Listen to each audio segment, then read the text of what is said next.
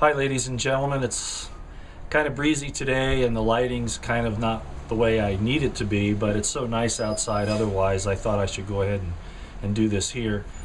You know, I haven't wanted to do a lot of these, as I've said before, then I keep doing them because I really think the information as far as how to figure out what's going on and who you can trust and who you can't is really pretty obvious at this point. But certain things happen, of course, and then I just feel like I have to put out a little more information. And what I wanted to address really quickly today is the situation in the Ukraine, in Kiev. If you look on a map, you'll see something that's very important. Chechnya, Georgia, those areas of Russia, and the Ukraine are very close geographically. And in both cases, remember, as we said before, maybe you don't believe this, but I think the situation from the Boston bombing and what the Saudi Arabian Prince Bandar said about that they would do terror attacks in Russia, which we saw actually happen through the Chechens or whoever, Al-Qaeda of course. But the U.S. intelligence services, the Western intelligence services, Britain, all of those, have used their influences to support these rebellions, these disturbances in Chechnya, which is not far from the Ukraine. Remember a few years ago there was that whole situation with the war between Georgia and Russia, and the fact of the matter is that Western intelligence services promoted that, and were even giving disinformation to the United States citizens about what was really happening there. And we're seeing that happen again now with the Ukraine. Just as Western intelligence services were involved in the Chechen rebellion, in that whole civil war and the movement against Russia, so we're seeing the same thing in the Ukraine. Okay? So what I would like you to do, I'm not going to go through all the details, I'm just going to point out one more thing here.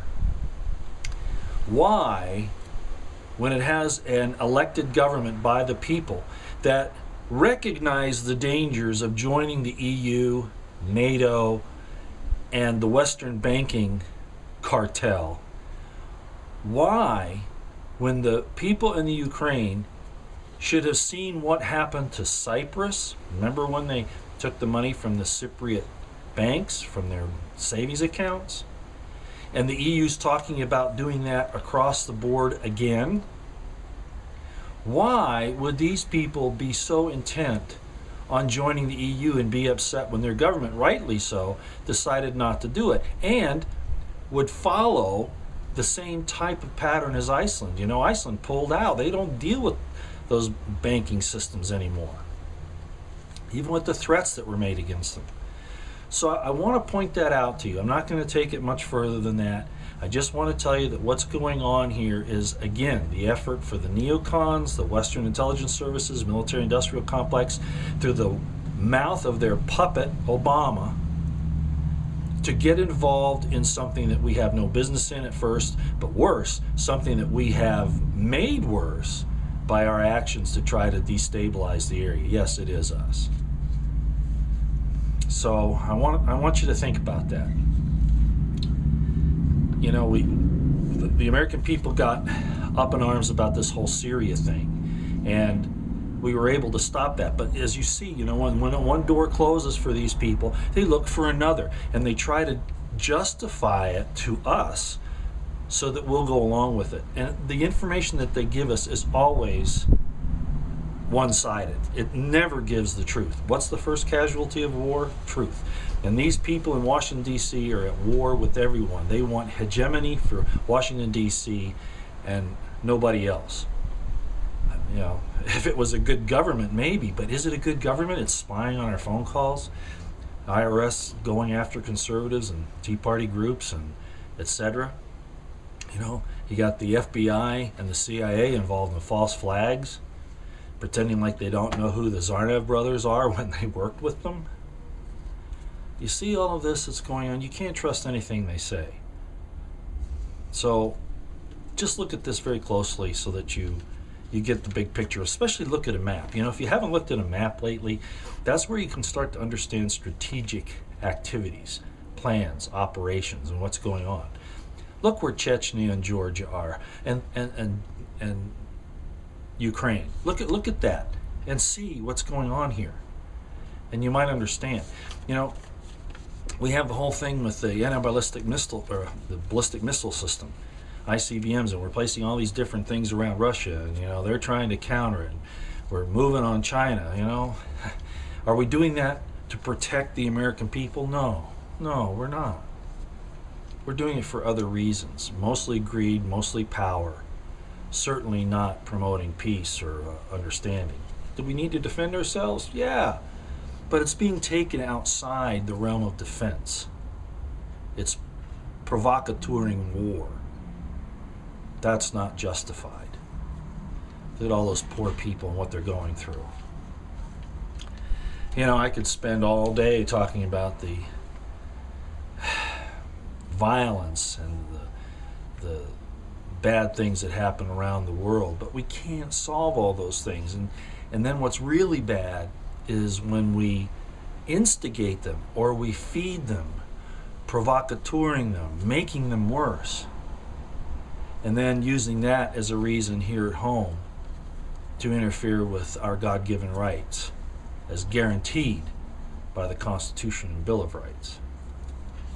Not given to us by the government, supposedly guaranteed by the government. But they use all these things to influence us. A lot of their plans are stalling, as several of the commenters on the last video said when we did the one on reinvesting in America. Some things are stalling, but look how insidious these people are. They never stop. Okay, if this way doesn't work, they go another way, and they always do it because they have the money and the power to do it. And the only thing that's standing in their way are the people, us. So we need to step up to the plate, be vigilant, demand that they obey their laws, our laws, and stop this warmongering. It's going to end up bad for everyone if they get away with all of this. Okay, I wanted to also talk about the American Spring. I've had a lot of questions about that. And of course, I've looked at some of the plans. I realize it's supposed to be an unarmed event, and that it's mostly military and vets and those types of people. I looked at Colonel Riley there, the man who's basically heading that, and I think the basic intent is right, is good. But I see some problems. I'm not saying not to be involved in it. I'm just saying that there's some things you need to be aware of. All right? The military and vets going to D.C. and saying, we demand that you follow the Constitution. We demand that you obey the law that the Constitution places on you, the restrictions. And those types of things, that's legitimate. And it's upsetting that Congress is, just as usual, this Democrat-Republican thing is nothing more than two heads of the same beast. As everybody knows, it's a false paradigm. But be that as it may, it doesn't hurt to try to make it straighten itself out by doing these things like the American Spring organization is trying to do. But there are some people involved, and I'm sure there are more than just the three that I'm going to mention, that cause me some concern. The first is General Vallely. General Vallely has said a lot of neat things. He's been on a lot of, radio programs and things like that. He's written some things. But General Vallely was assisting the Syrian rebels. All right? Wow. Something wrong there. You can look it up. There were some news clips about him being over in Syria and being with the Syrian rebels and helping him. Like John McCain said he didn't know who he was with when he was with Al-Qaeda. Senator McCain, whose father helped to cover up the attack by Israel on the USS Liberty, and who himself, before he got captured by the North Vietnamese, caused a destruction on the USS Forrestal because of his irresponsibility. And you go look it up and see what I'm talking about. I don't like McCain. He's a liar, a deceiver, like practically everybody else up there.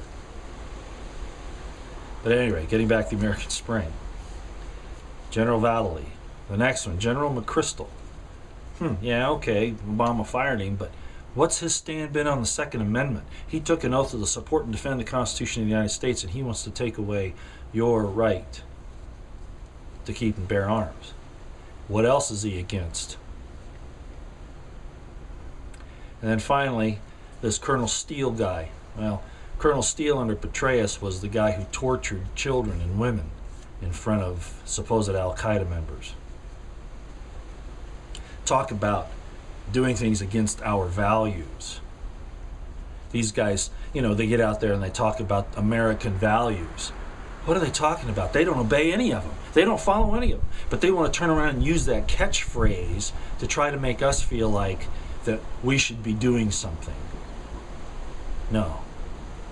I'd be very careful of these three men, and there are probably some others in the organization. Why am I not involved with it? I've basically said that I'm here as information. I'm here to comment. I'm here to willingly put my face out here and say, this is right, this is wrong. You look at it and see if you agree with me. And if so, then take the appropriate action if you're able to. And of course, a lot of us can't. Or it's not under the right circumstances yet. I always talk about awareness. Being aware, observing what's going on around you is winning 90% of the battle. Shaping the battle space. So that's why there are people that I've referred to before, like Storm Clouds Gathering and Alex Jones, of course, and, well, just a lot of people. Ben Swan, the list goes on. James Corbett.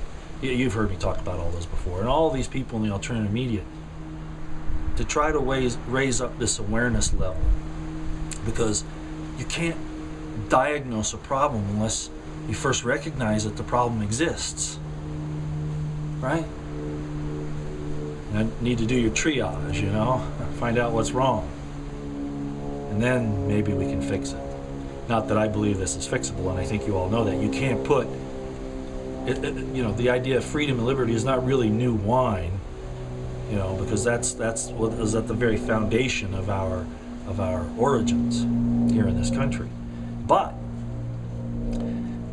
the bottle that holds all that is an old wine bottle. You know, it's the old feudal system. It's the contents have been changed. So with the corrupt system representing the bottle and the United States of America, which I know a lot of you say, well, that changed with the corporation United States of America in 1871. I understand all that. But any law or treaty made in violation of the Constitution is, under Marbury versus Madison, void at its inception. And I realize there's some other problems with the Constitution, but that Bill of Rights is inviolable. We need to keep a hold of that. Anyway, I diverge, and I don't mean to do that. One of the problems of talking is, you know, you get sidetracked. And I apologize. I need to insert this here. I was talking about new wine in old bottles. And so what I'm saying is that even though the concept of freedom is a new wine no matter when, you know, where you have it, the old bottle, this old container of the United States of America, is an old bottle, and it gets back to this thing where Jesus said you can't place new wine in old bottles, it'll burst. So what I'm saying is I do not think that the system that we have is fixable, and I think you all understand that I've mentioned that before, that what we have to do is carry those principles of freedom and liberty and the Bill of Rights and all of that with us into whatever comes after the destruction of this system that's here now. And I think it's pretty obvious that it is going into a destruction, this central government and all of that. So I guess what I'm saying is I would really look at the people that are involved in this American Spring movement before I get too deeply involved with it. And more importantly than that, I keep saying more importantly, you know, but in fact, will they be able to fix the system? I don't think so. I think the system's gone way too far on the corrupted side.